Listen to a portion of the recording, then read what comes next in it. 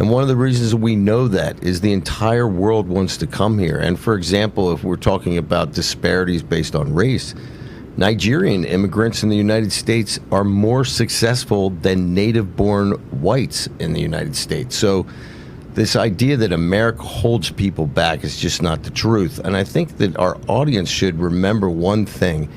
As we're trying to erase history, we have to remember that this is not a perfect country. We were started with this magnificent document, the Declaration of Independence, and I think we all know that that document did not live up to its words for the first 100 years of our country. But the beautiful thing about this country is that we can change and we can become more positive as time goes on. There are lessons to be learned, but the only way that we can improve ourselves and that we can learn from the lessons of the past is if that we continue to study the past, if we continue to understand it, if we continue to see these monuments around, because they create dialogue, they create conversation, they create education.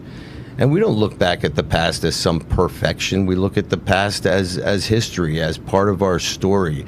No family is perfect, no country is perfect, but as a family and as a country, we're as close to perfect as any family or any country has ever been. Steve, I want to get you and Jack on Posobiec on this, because, you know, the deference idea was that, you know, you had the link between the population and the crown, and then the crown and God. And it's that I think we're missing. It's the godliness, it's the faith that didn't scream out at me through that speech. Well, I wanted, maybe one of the things was talking about the destruction of the four olds. I'd like to hear Posobiec on this, but this is what the French Revolution, the Bolsheviks, and Mao all tried to do. What they tried to do is focus on two things. Number one, destroy any concept of God, destroy any kind of concept of some sort of spirituality that was not directly related to the state. The other was destroy the family.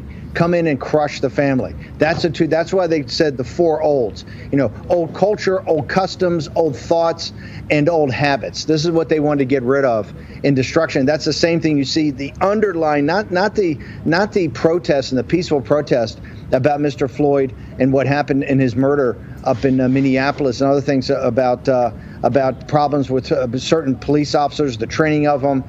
Is there some sort of racism still in these police departments? But this whole concept of systemic racism, and actually below BLM, which is quite, you know, obviously by its leaders, they profess to be cultural Marxists. And obviously Antifa is full Marxist, just not cultural Marxist. So, Jack, I think on Saturday, the president even was a little tougher and a little harder on the lawn of the White House and calling this out and saying what he was going to do. And I'd like to know, you heard both the speech at the White House and Mount Rushmore. I'd like you to kind of compare them. Jack, 70 seconds.